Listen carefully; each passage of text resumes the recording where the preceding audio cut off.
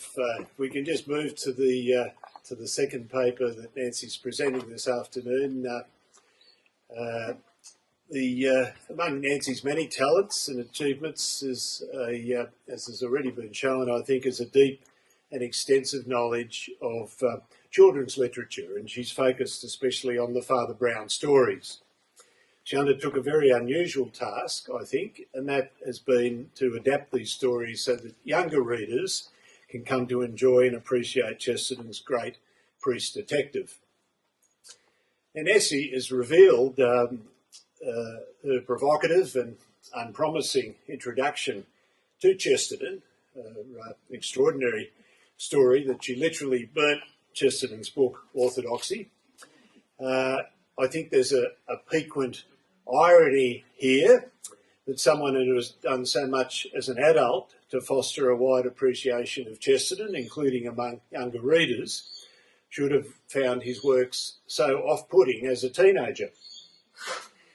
But as we all know, ladies and gentlemen, there are many ironies in the fire. And I know it's unforgivable, but it's just something I had to get off my chest, as it were. He specialises in these. Virginia is about 6 hours in the car with this. Pray for me. There's my Francis Chesterton. Now, Nancy, the second paper she's kind enough to give this afternoon is she'll be exploring her adaptation of the Father Brown stories and looking at, as well, at other imaginative works for young people. So please allow me to introduce again Nancy Brown. Please welcome her again.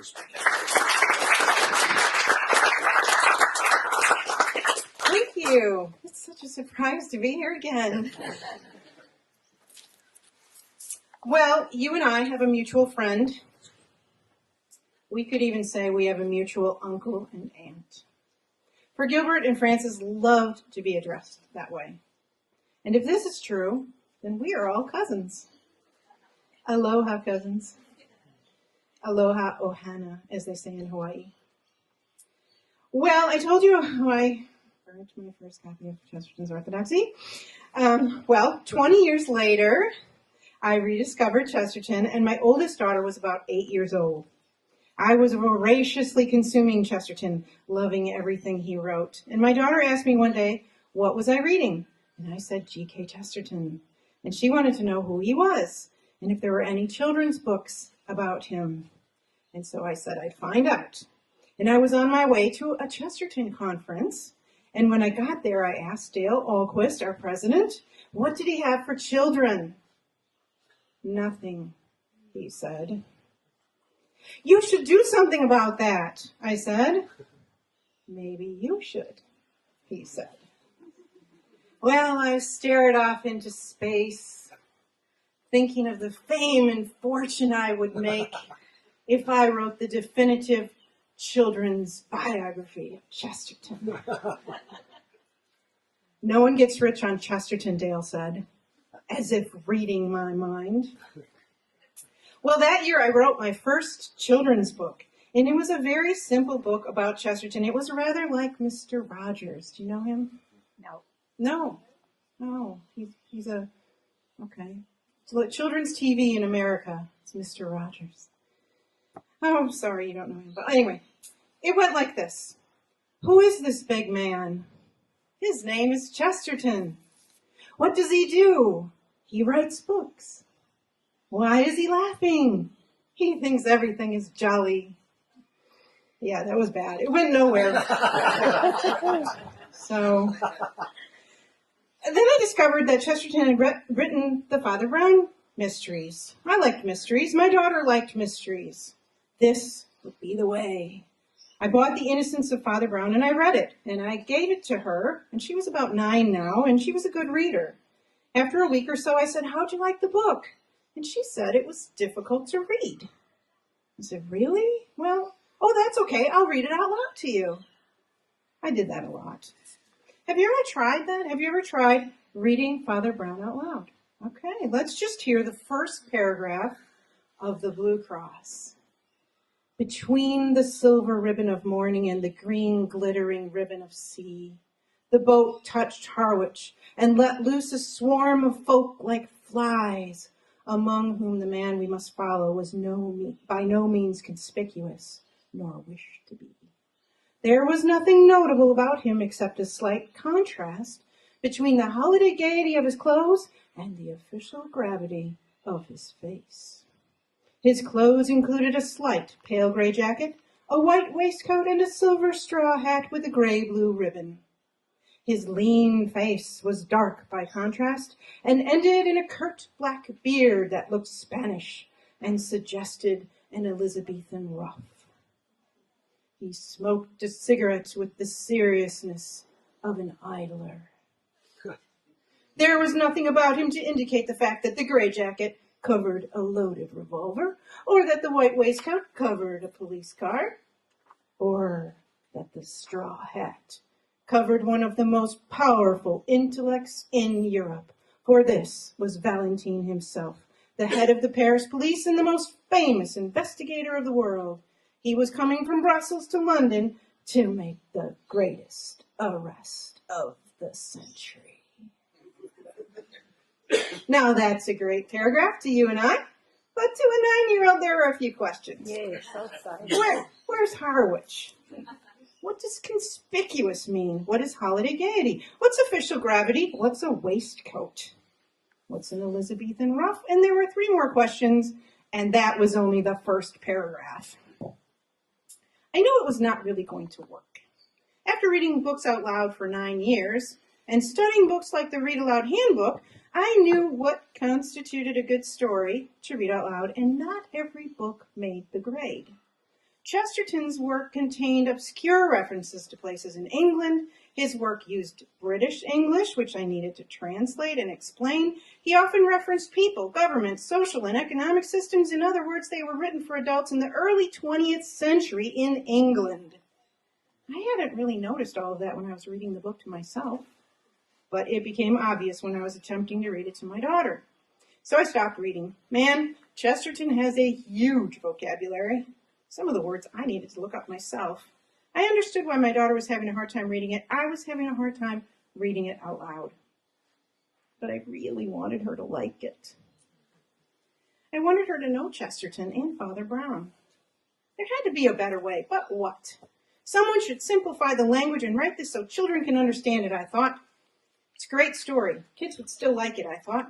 Someone really should do that, I thought. A short time later, I was in the library in the storybook area, and I pulled a book off the shelf called Sherlock Holmes for Kids.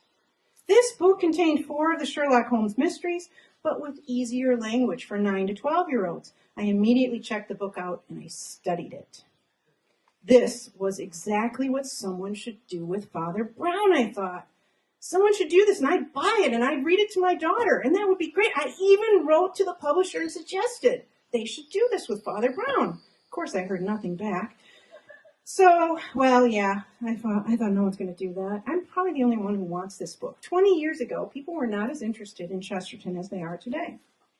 Well, I took my daughter's copy of The Innocents of Father Brown, and I looked at the Blue Cross, the first story, and I started trying to rewrite it. I underlined all the parts I thought I should keep, and I highlighted all the words that were difficult, and I studied 4th grade vocabulary lists to see how much of the original language I could keep, tell the story exactly the same, but take out some of the more difficult language and references. And wow, do you appreciate the way another person writes when you do this? My awe of Chesterton grew. He's a great writer. So I adapted the first story, and I started asking around to see if anyone was interested in publishing anything like this. And luckily, someone was. So I adapted 3 more stories, and we had a collection of 4, and we published it under the title, The Father Brown Reader, Stories from Chesterton.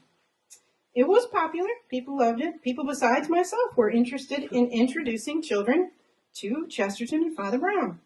People wanted more, so I did another 4. We called it cleverly The Father Brown Reader 2, More Stories from Chesterton.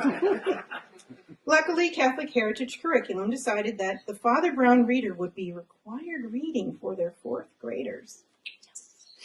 And then Seton recommended it. Well, one of the reasons I worked on Father Brown Reader is that I wanted children to have a positive experience of Chesterton when they were young. So that when they grew older and they needed theology and philosophy and Chesterton's name came up, they would want to read him as adults. They would have a positive memory to fall back on, not as I did, where I had negative experience with Chesterton at first. This made me not want to read Chesterton as an adult.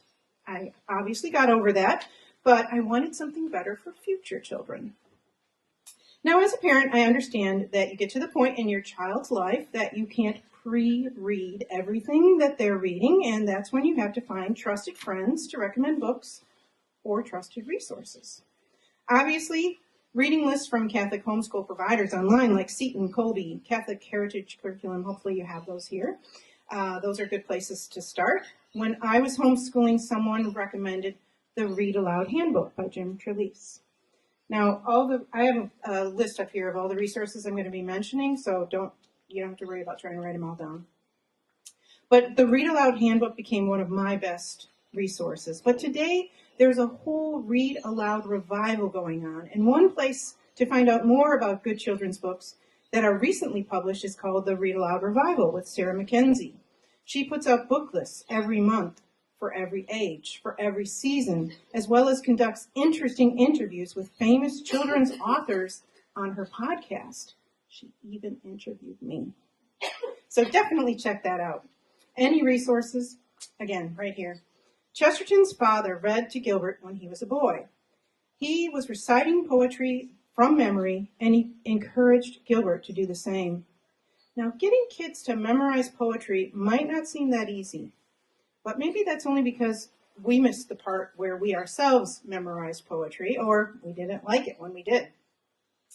But a most famous bit of Shakespeare's that's generally considered to be, his best little bit is Portia's Quality of Mercy speech. The quality of mercy is not strained. It droppeth as the gentle rain from heaven upon the place beneath. It is twice blessed. It blesseth him that gives and him that takes, and so forth. I once had my daughter memorize this speech, and shortly afterwards we went for a visit to Grandma's house. And Grandma, whose memory was just beginning to fail, asked what was new. My daughter said she'd memorized this bit from Shakespeare. So Grandma asked her to recite it, and my daughter began.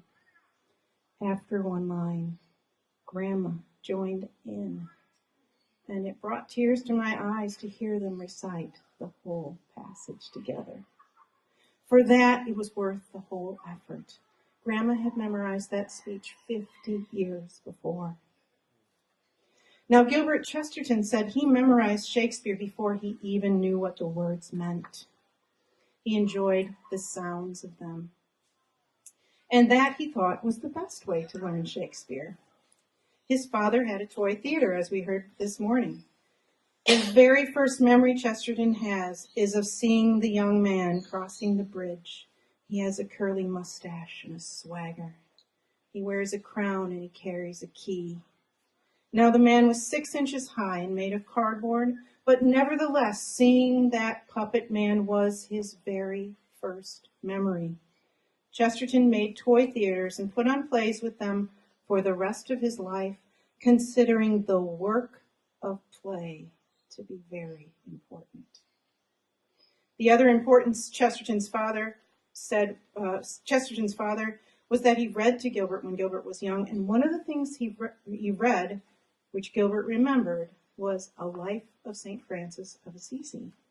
Now, Chesterton's parents professed to be Unitarian Universalists, freethinkers. They had not brought Gilbert up in the Anglican faith as their neighbors and friends had. They were more modern than that. However, certain ideas were introduced to Gilbert, such as the idea of Francis. That would make a lasting impression. Gilbert states that his father knew all his English literature backwards, and as a result, Gilbert himself knew a great deal of literature at an early age. Frances was brought up in a Victorian household, her parents of the Anglican faith, but only for social reasons. They had married in the church, and they had their children baptized, but that was it. Frances's mother was interested in modern spiritual and spiritualist and educational theories. Frances and her siblings had attended avant-garde schools. Frances loved poetry and began writing her own poetry when she was a teen, an effort that brought her joy and comforted her in her sorrows. Her poetry reads as a sort of diary of what she's thinking and feeling throughout the years. During their engagement, Gilbert and Frances wrote poems back and forth to each other. After writing many such love poems, they began using a form quite regularly called the ballade. A typical ballad is a plot-driven song with one or more characters hurriedly unfurling events leading to a dramatic conclusion. The Chestertons usually included humor, and they usually demanded a response, and so they kept writing them back and forth to each other. And as we know, the Chestertons loved children, they loved families, and although they couldn't have children of their own, they welcomed many children into their home. Many of these families also shared stories of puppet plays and poetry with the Chestertons. There's a folder in a special collection somewhere that I saw with a series of local newspaper articles, so local that there was only one copy to be shared between the Chestertons and this one family. It was called something like the Bee Gazette. It was all about the dangers and the benefits of bees in the yard, how to avoid them, how they helped your garden. Poems were written about bees. A play was proposed. Songs and illustrations were included, all on the subject of bees. The fun the Chestertons and their young friends had doing things like this prompted me to think of a way to tell young people how much fun the Chestertons were. I wanted to take them inside their home and get cozy by the fireplace. I had read about a family of girls, the Nicholls, that befriended the Chestertons when they were on holiday in Lyme Regis in England. It's on the coast. This family was called the last family in Maisie Ward's biography of Chesterton, and it consisted of a widowed mother and the last three of her children. The older five were grown and out of the house. The Nicholl family grew so close to the Chestertons that they actually moved from Lyme Regis to Beaconsfield to be closer to their new aunt and uncle. So I'm writing a series of children's books based on these stories. Chestertons and the Golden Key. So it's a fictionalized story, but with people who actually were real people. Oops, sorry. Okay, sorry.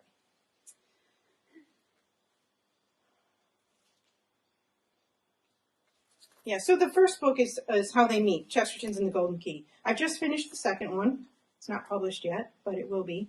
It's how the Nicholls plan to move to Beaconsfield. The first book ends with the Nicholls finding a treasure, putting on a puppet play for everyone in the neighborhood. Now, a group of homeschoolers wrote me a little while ago, and they told me how they had read the Chestertons and the Golden Key together, culminating in the kids building a toy theater and putting on a play of their own. Now, that is exactly the reason why I read these books. I loved hearing that. This shows us that one of the most important lessons of the Chestertons for families is this: make your own fun. The best times in the world are when families spontaneously decide to put on a play just for themselves, or when they decide that tonight we're going to recite poetry, or this afternoon we're having a family talent show, or today we're putting on a comedy or an improv show just for each other, or we decide to play a board game and we change the rules to our family rules. Whatever it is, it includes spontaneity, fun, laughter, maybe silly hats and costumes as well. No one has to record anything and no one has to post anything on Instagram. The Chestertons use their imaginations to create fun for their friends, and we can too. The books our family liked best were the ones that engaged the imagination. There were times when we'd read a book that someone had made a movie out of, but our family rule was, if there was a movie and if we were going to watch it, we had to read the book first. Then we'd know what parts were left out of the movie and what parts were changed, and we couldn't have those discussions unless we knew. So this rule was occasionally met with resistance, but it was good for us all. The second reason for the rule that the book must be read first was that when we read a book, we create the world of that book in our own heads, in our own imaginations. We see things in our minds based on the descriptions, and we think of how the characters looked based on what was written. But once you've seen the movie, those visuals get locked in your head, and I'm sure you've noticed that. The characters in your head now look like the movie characters, and the scenes are the movie scenes, whether they were in the book or not. A good example of this is to read Mary Poppins by P.L. Travers, which is a very imaginative book, and then watch the movie, which is also good, but it's changed the story quite a bit. The changes are necessary to manage a book that it's lengthy and has lots of characters to squeeze it down into a 2-hour movie. In the book, for example, there are 4 children. In the movie, only 2. And the same thing goes with The Lion, Witch, and the Wardrobe by C.S. Lewis and Little House on the Prairie series by Laura Ingalls Wilder. I don't know if that's something you guys read here. Yeah? Yeah. In addition, there are many more things I'd like to say about movie watching as family entertainment. I've always been one who considered the things our children watch to be carefully guarded. I would not let my children watch movies until they were very old, like 8. That's old in kid years. The only TV I would let them watch was Mr. Rogers, and since you don't know who that is, I'm sorry, but he's very slow, deliberate, and he's like the only good children's program. He died now, so there's no more. But many TV images can be frightening for children. I wanted to keep my children innocent for as long as possible. In addition, many TV shows for kids are cut fast, and they actually shorten their attention spans. And that's a true negative to my way of thinking. For my family, I very carefully looked at the ratings. I don't want to see things on the screen that I don't want to see.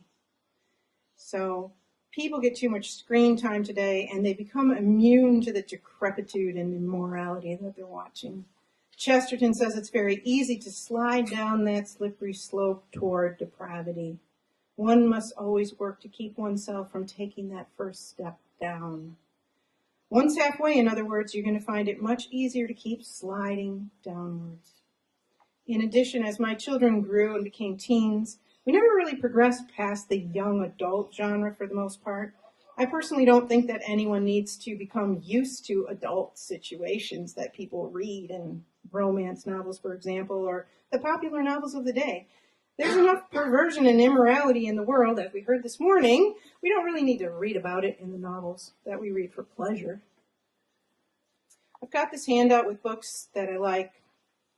It has some books with book lists. You'll have hundreds to read after today. And don't forget, some of the best books for adults are children's books.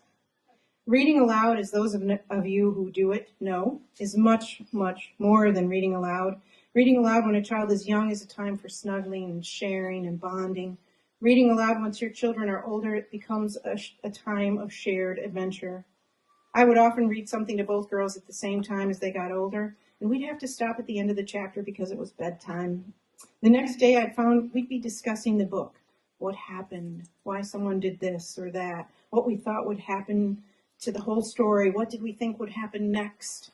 Book reports happen spontaneously when you discuss them as a family. Reading aloud teaches your children to read, but if you keep reading to them, it increases their vocabulary. You can always read a book beyond their own ability to read because their comprehension always tends to be above their reading level, even when they're teens, and maybe especially when they're teens. Keep reading to them. It's hard enough to talk to teens. It's hard to connect to teens, but it isn't hard when you're reading a book together.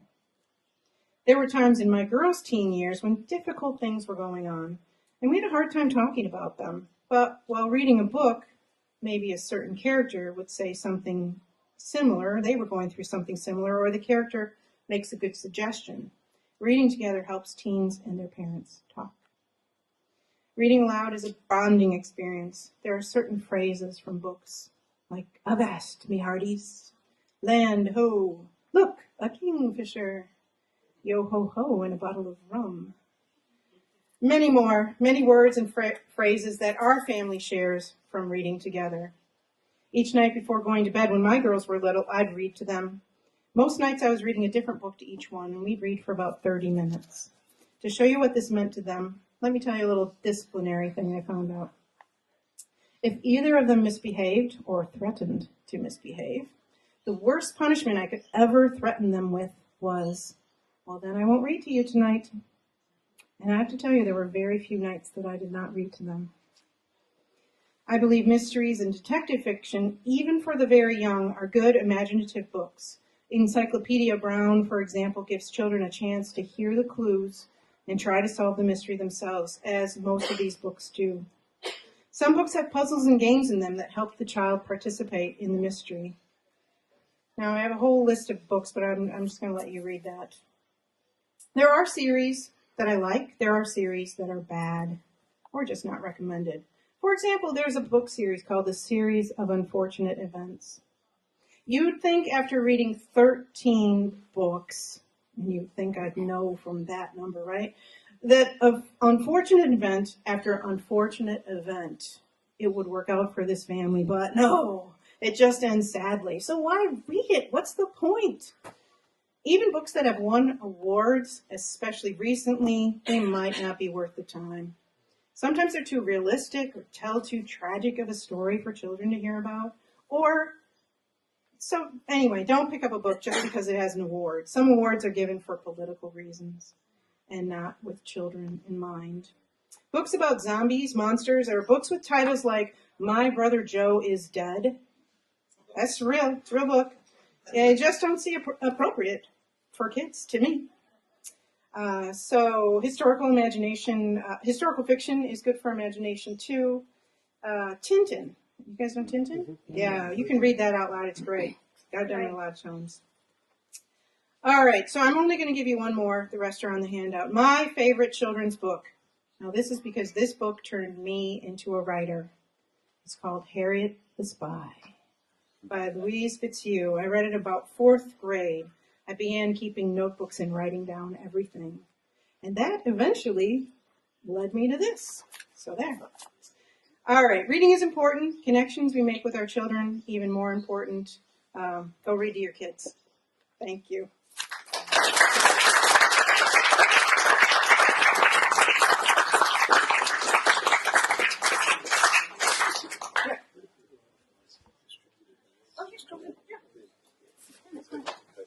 All right, Carl's going to send those around. Yes, there are resources. 2 different lists that Nancy's prepared that we've run off, ladies and gentlemen. So what I might do is just start the one here and the other one there. And if you just take one, if you're interested, please. And when it gets to the end, bring it up this way. And similarly with that. Well, there's probably too many there. I don't know if it'll be easy or not. Well, we can save some for tomorrow then too. Yeah.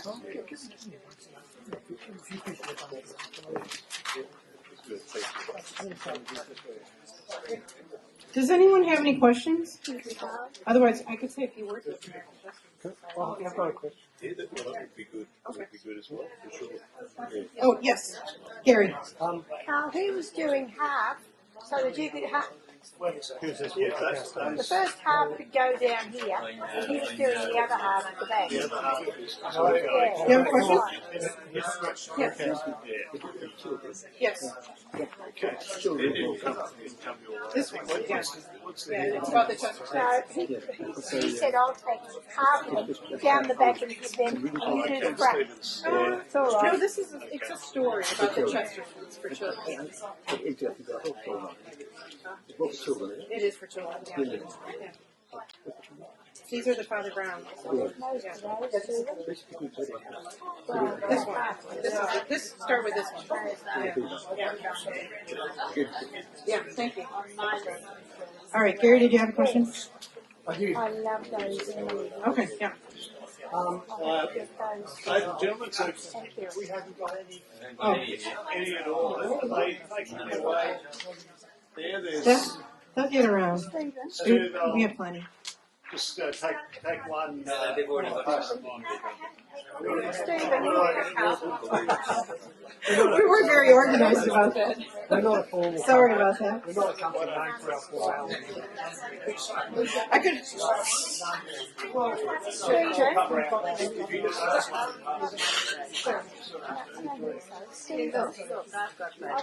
Question. Can you read us that first page of the Blue Cross in your dumbed down American English? Oh yes, I can. Okay. It's not too bad. Stephen. All right, you ready? A silver dawn graced the London sky as a boat landed in the glittering harbor in Harwich. People exited the ferry like a swarm of flies, moving in and among each other and hurrying in different directions. Among the confusion was a man who easily could have gone unnoticed, and he certainly wished to be inconspicuous. Kept that word. There was nothing special about him, except, perhaps, the serious look on his face, which was at odds with his holiday clothing. A pale gray jacket and a silver straw hat. His face was thin, his skin was dark, and he had a narrow black beard. Like many other men on holiday, he carried an elegant walking cane. That was because we had a picture that had a walking cane. There was nothing to indicate that under his jacket was a loaded revolver, that in his pocket was a police identification card, or that under his hat was one of the best brains, one of the most powerful intellects in all of Europe. This was Valentine himself, the head of the Paris police, the most famous investigator in the world.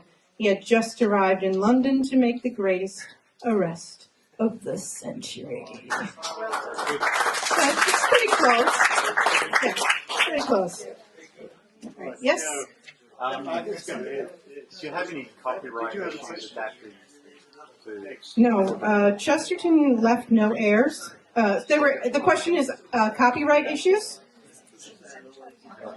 Yeah, just copyright issues are just being addressed.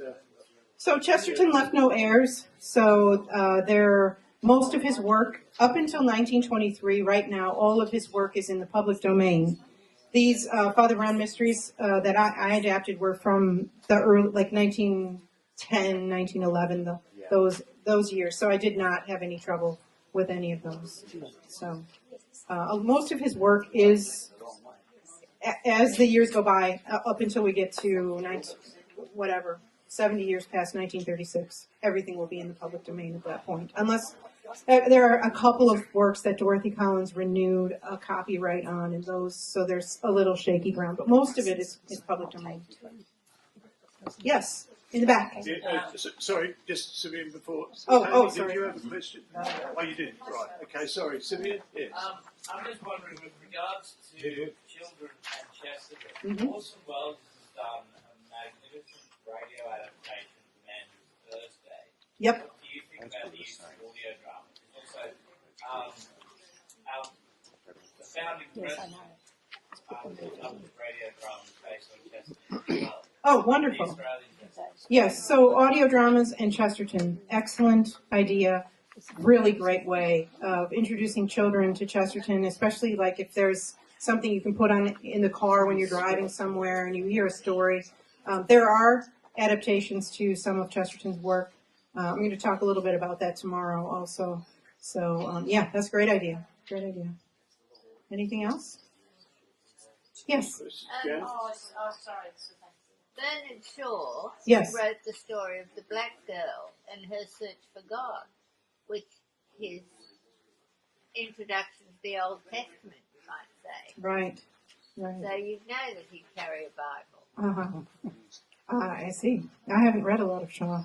Yeah, But now you know. Yeah. My ignorance is showing, yes.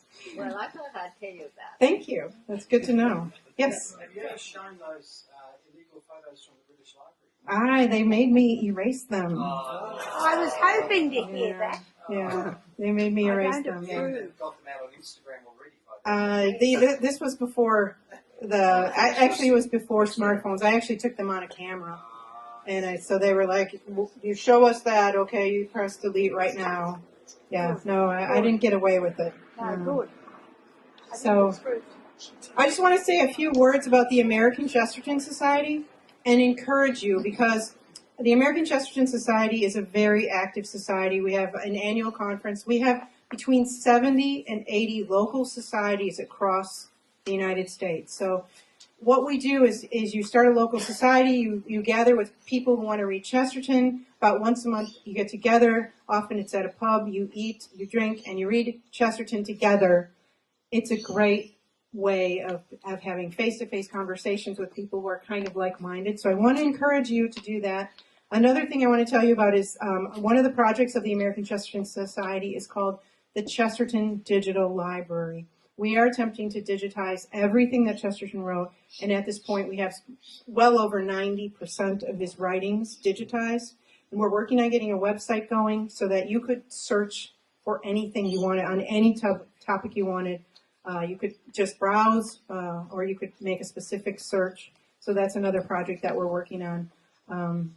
So I encourage you to go to chesterton.org. One of your sheets has all of our websites and Facebooks and all that sort of thing. But also, one other project I want to tell you about is Chesterton Academy. So Chesterton Academy is a high school in classical Catholic tradition.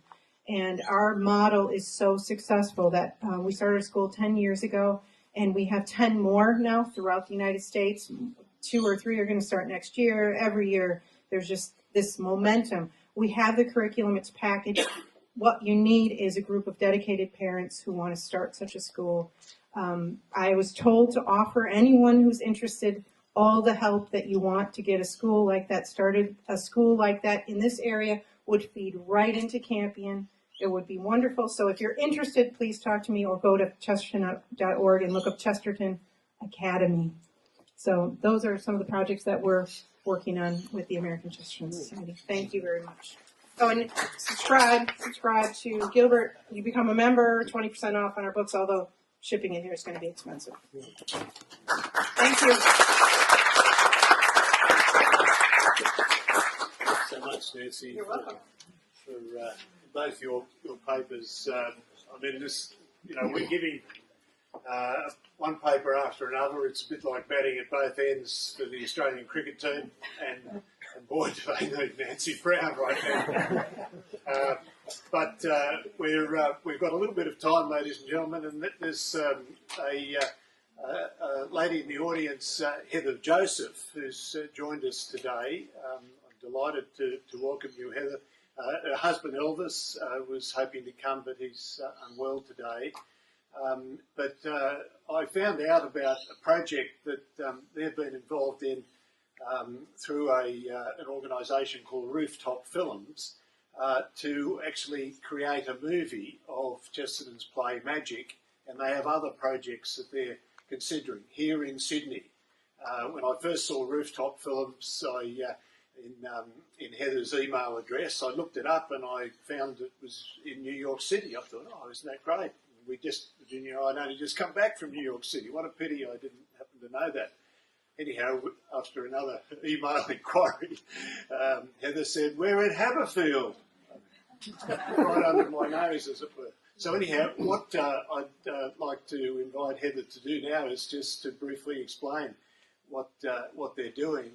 It's the most exciting project. Some of you, if not all of you, I think will be interested in it, and there may be ways in which you could provide some assistance and support, which I'm sure they'd welcome. So, Heather, please come forward and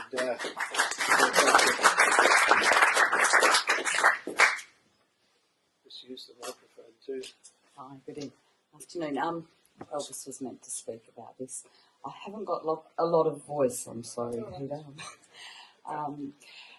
We actually came up with the name Rooftop Films many, many years ago because where the antennas that get out to the world is on the rooftops. So we registered Rooftop Films, not realising there was actually a distribution company in the US. So we are Rooftop Films. We've sort of developed a production company.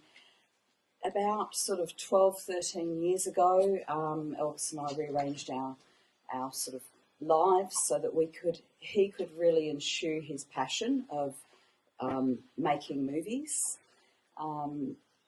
If over that time of trying to get other people involved, we realised that if you're going to do it, you have to do it yourself. He read a book by Philip Yancey, and Philip Yancey, I'm not sure if you're familiar with him, but he is very, very influenced by G.K. Chesterton, and he kept mentioning orthodoxy. So that was the first book that Elvis read. And then from there, it's funny, Orson Welles, the radio play, we started listening to the radio play. So the first film we embarked on was A Man Called Thursday.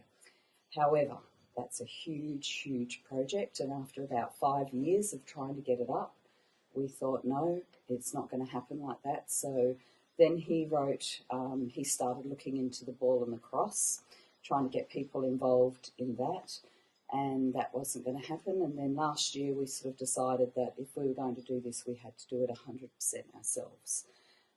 So he did the final sort of rewrites. So in that time, he's taught himself to write, and he's developed the screenplays. So we filmed Magic. We decided on that because it's predominantly set in one room, and we've both got a background in hair, makeup, photography, managing actors, like working in all the behind the scenes areas, which has given us a good platform to be able to go in on this. So so we've actually filmed Magic twice, once in May, and it was an absolute disaster, and we had to make the decision as to whether to pick ourselves up and do it again. It was all technical issues. We had the wrong cinematographer. Or whether we, would give up. So we decided to pick ourselves up, and we refilmed in July and August. Most people film about 6 minutes a day on a film. It's 70 minutes long. It's in post-production now. We filmed it over 3 days. So we did a lot of work. It was a mix of basically professionals and graduating students. So we had assistants. It really is a micro budget. But our goal is, the thing we love about Chesterton is that I really believe it can appeal to a great and wide audience. And he's so interesting, and the comedy is so good that there's a lot of people I think can really enjoy it. So we are in post-production with that at the moment, and we're hoping to go out via iTunes, and we'll also format it for TUG, which is cinema on demand, and it should be released in the sort of hopefully middle of March, end of March, April at the latest. It's very hard to say. Sort of, you're relying on a lot of people. But in the meantime, Elvis has just finished the first draft of The Ball and the Cross, and as first-time filmmakers, you can't get funding until you've have one project already there. So we are going to look at getting funding. However, we're not the right genre for Screen Australia, as has kind of become even more apparent to me today after listening to the speakers that our cinematographer said to me, he said, I reckon you've got 1% chance. After today, I'm not even sure if we've got that. But that's okay, because I really believe this is a good cause, and it's something that, needs to be shared. So that's where we're up to. We have just finished the first 30-second trailer. I was meant to have everything ready, but I was down to Tasmania over the last week, and then Elvis got sick. So, so I will give you the link. There's a link for Vimeo. I'm starting the social media campaign, which is, if anybody's an expert in social media marketing, I'm very interested in speaking to you, because I'm certainly not, but I'm learning along the way. We're very open to, if I can, we will be Facebook and Instagram, and just expanding from there. So, thank you.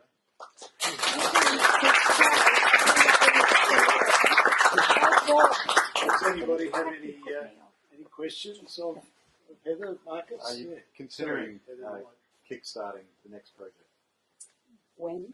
Are you considering a crowdfunding? Yes, approach? yes. We were looking at whether there's a grant that we could access first, but I think it's probably unlikely. But I'm going to talk to them anyway. Why not?